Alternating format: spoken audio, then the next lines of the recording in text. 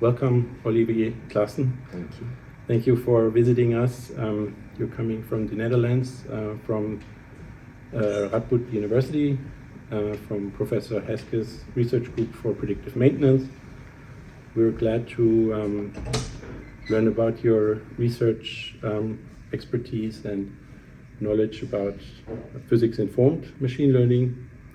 And maybe you can tell us just a little bit about its significance. Of course. Well, physics-informed machine learning is quite critical in multiple scientific and industry applications, because with normal machine learning, you're of course not sure whether the predictions it makes are actually physically feasible or correct.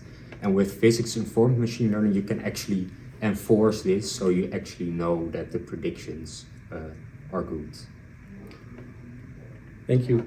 And is it true that physics-informed machine learning helps in the milk industry?